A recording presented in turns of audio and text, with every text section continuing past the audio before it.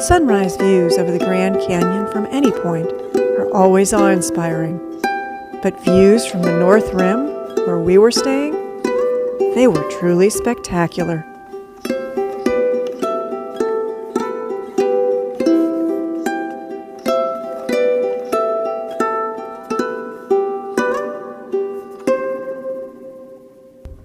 Those jaw-dropping canyon views, they can sometimes make you forget that you're in the middle of a vast high desert.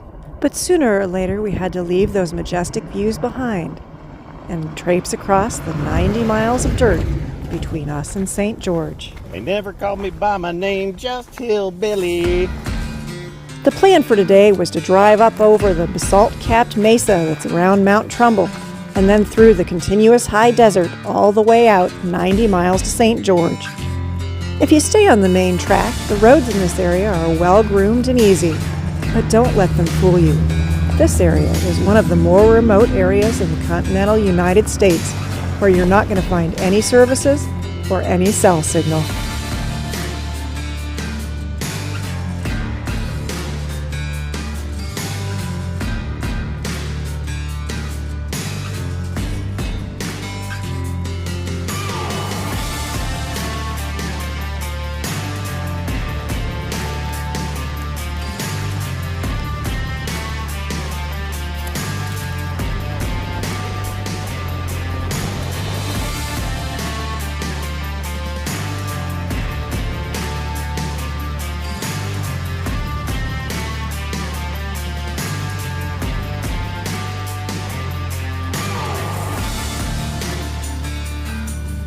Over the first 15 to 20 miles of track that morning, we gained almost 2,000 feet in elevation, and suddenly we found ourselves leaving behind the high desert and entering the ponderosa pine-laden area surrounding Mount Trumbull. And it was somewhere among these beautiful trees that we got a little distracted, and instead of staying on County Road 5, we diverted right onto Nixon Spring. Today, this area may not look much like a rancher's dream, but back in the 1860s and 70s, this was a lush and beautiful grassland. After the Homestead Act of 1862, settlers, pioneers, and ranchers came into this area, trying to eke out a living on their own little segment of 160 acres of land. Along with the settlers, pioneers, and ranchers came thousands upon thousands of cattle and sheep. Over the next decade or two, the sheer number of livestock exceeded the grazing capacity of the area, and those beautiful grasses were eventually replaced by sagebrush and shrubs. This old homestead and its ruins are one of many scattered across the 3 million acres of the Arizona Strip. Although pioneer settlers and ranchers came to this area as early as the 1860s and 70s, the majority of remnants that you'll find today are from the 1900s. The plywood you'll find in this building, for example, that wasn't mass-produced until after 1928. And the framed door leaning against the wall, that's definitely a 20th century creation. The success or failure of homesteads in this area generally depended on the access to water. A homestead in a place like this, without a local water source, would usually not succeed. If you stop to explore a place like this on your travels, keep a few guidelines in mind. First, make sure that this is not on private property. Second, be respectful of the remnants and the history of this place, leaving everything exactly as you found it, so others can enjoy this space too. That's about all that's left standing. Third, make sure you don't leave any litter behind or cause any damage to the property. And finally, keep your own safety in mind, as places like this have their own hidden dangers.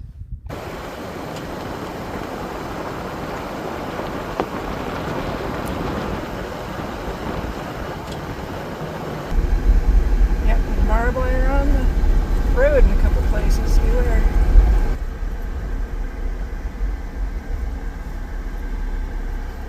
Where the heck does this road go?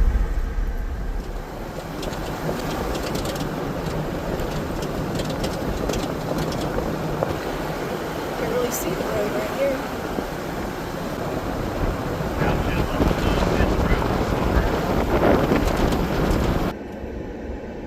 Cows over there just hanging out. Ooh, but you stop and you get the dust. Wait for window. Do you remember me mentioning before that we diverted onto Nixon Spring? Nixon Spring is named after James W. Nixon, who was sent here by the Church of Latter-day Saints in the 1870s with his 3 wives and 13 children to try and increase the efficiency of a sawmill at the spring. The sawmill at Nixon Spring was one of several sawmills that provided lumber to build the Mormon Temple in St. George, Utah. That sawmill created over 1 million board feet of lumber during its operation. For low range. I'm not sure how we got this far off track, but we're going to find our way back. By now it was clear to all of us that we had strayed off the main track headed toward St. George, and the track we had taken was identified on Onyx as the Temple Trail. 6 degrees, 7 degrees. This is going to be a bouncy video, isn't it? We didn't immediately recognize what it was we'd stumbled on, but with Bill being a former Utah resident, he soon remembered the history of this place. This is the Temple Trail, where they hauled ponderosa pine 80 miles from Mount Trumbull all the way to St. George. We kind of accidentally ended up on it, but it sure is sweet.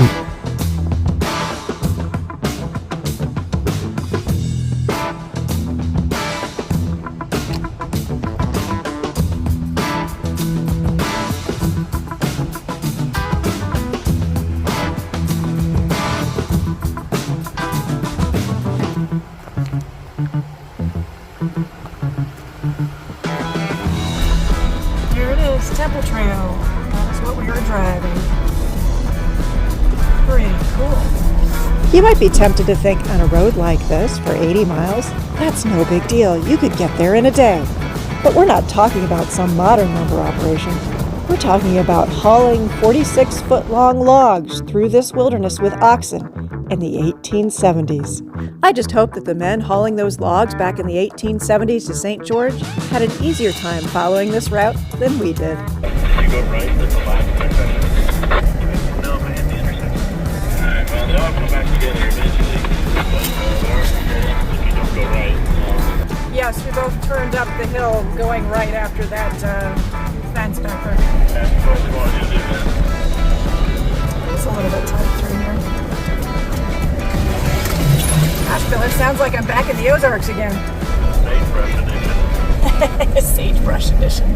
Ozarks Sagebrush edition. I like that. Looks like we're almost out to the main road again. I don't know if you're on the road we are or not. I think you are. But if you're thinking that 90-degree turn at the bottom of the hill is the main road.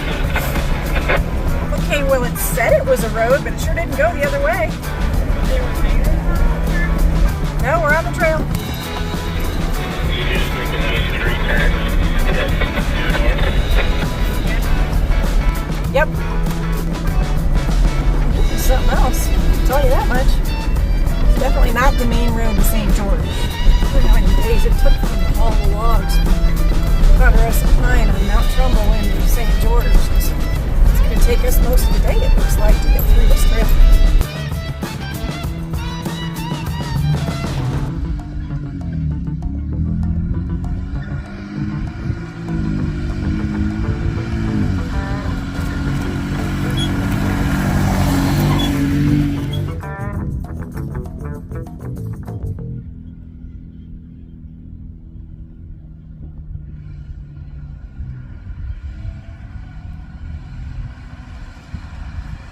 We sure took an adventure trail on the way out. By now it was about lunchtime, but it was in the high 90s without any shade in sight. We kept driving in the hope that perhaps we'd find just the right spot to stop.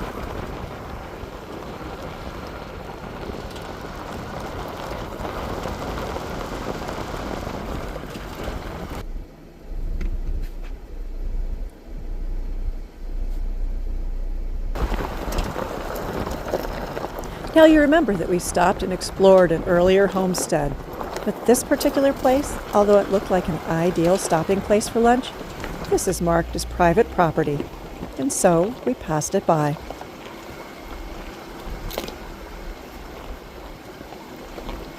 With the countless tracks and trails going left, right, and everywhere out here, make sure you have that map handy, because that map was the only thing keeping us on the Temple Trail.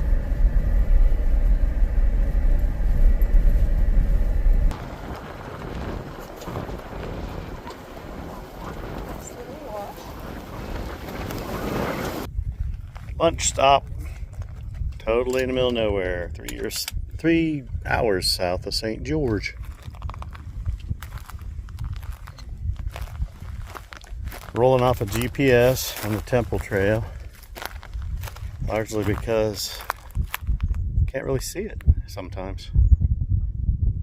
Might have to sleep out here tonight. We'll see. About half circled the wagons for lunch. Got the awning out for shade. Hamburgers on the menu.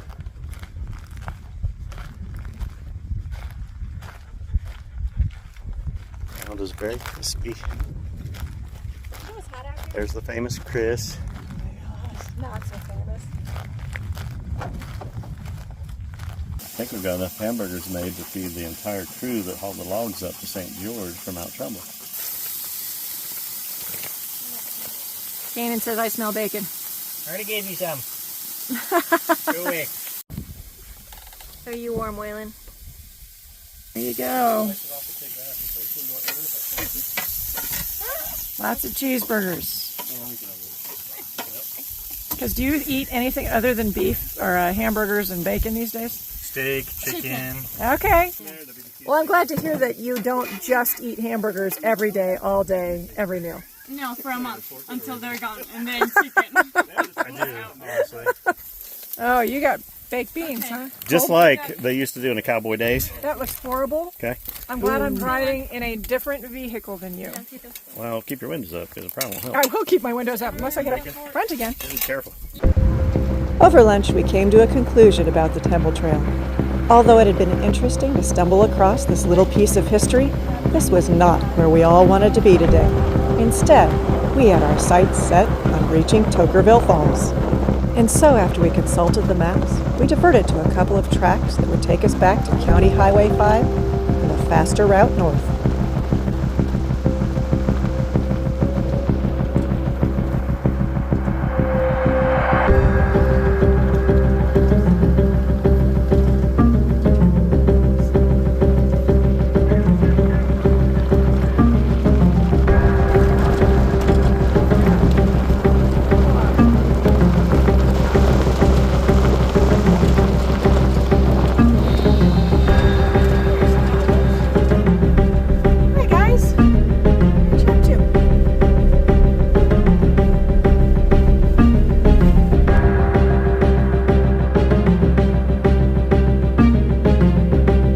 County Highway 5 is a wide, open, smooth, and groomed road with the occasional unexpected pothole. It allowed us to travel at a much higher rate of speed, something we hadn't been able to do for a couple of days. But it also introduced us to a new obstacle: heavy silt.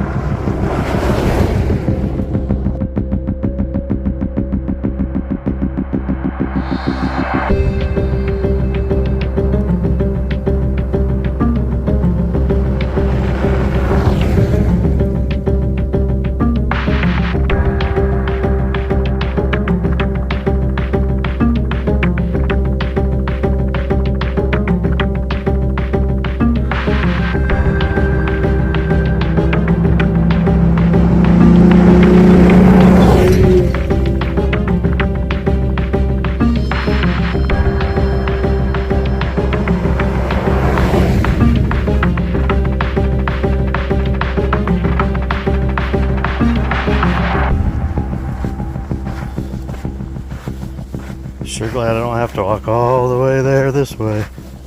Whew.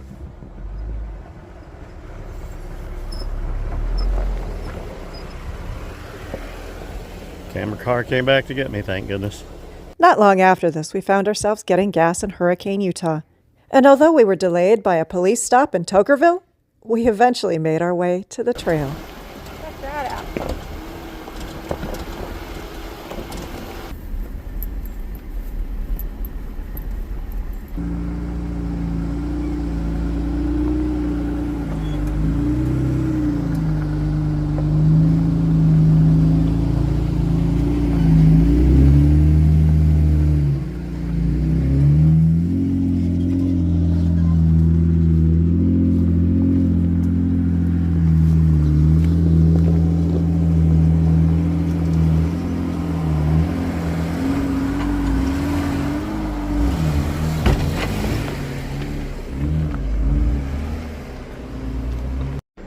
Okay, so the first thing I have to say is this is supposed to be a green trail. It's not a green trail like we know a green trail. It's a lot of fun.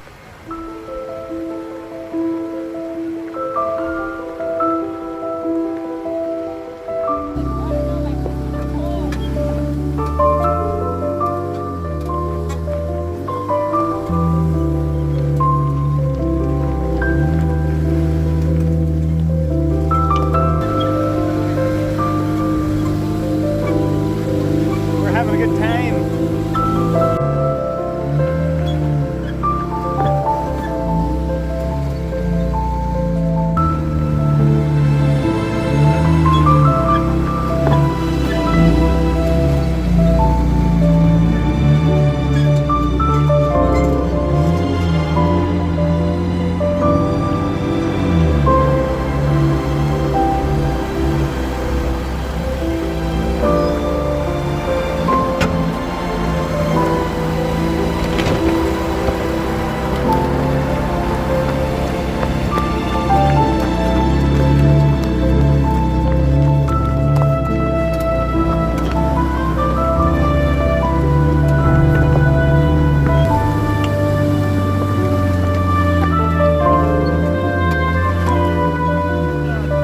What do you think, Griff?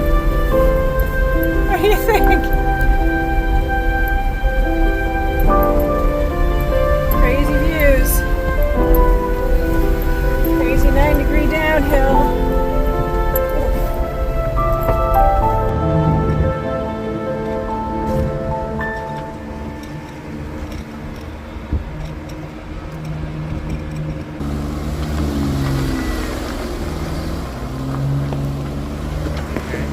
I'm not getting paid enough for this.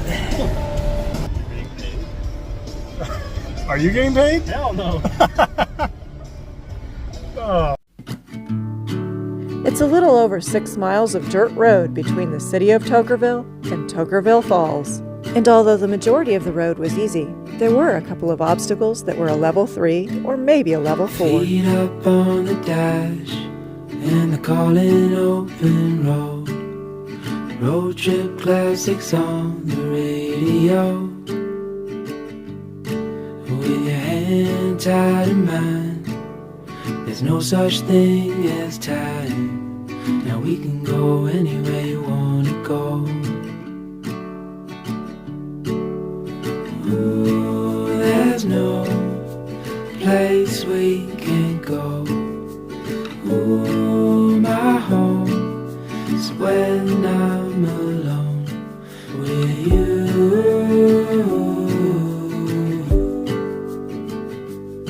With you.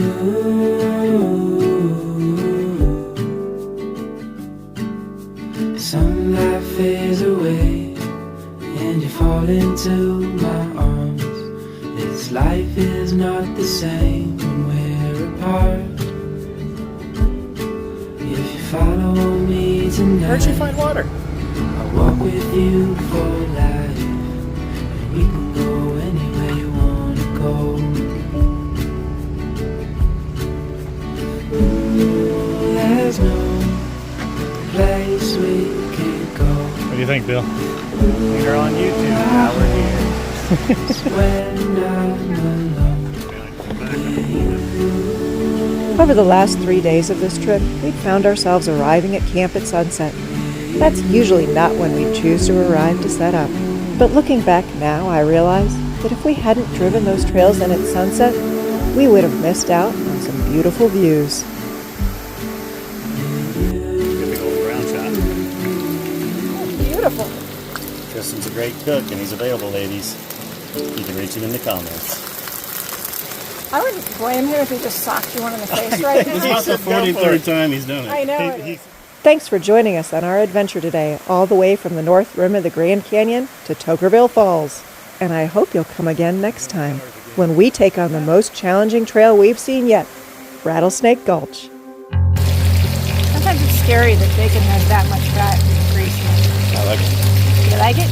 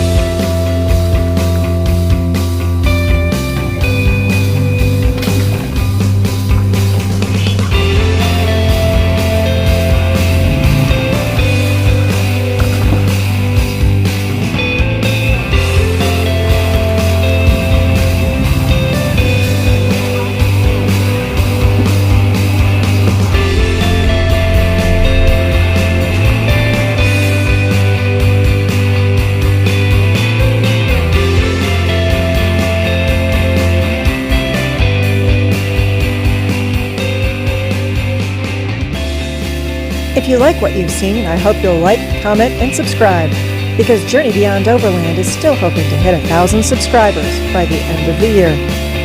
But in the meantime, until we see you again, I hope you go out and find your own adventure.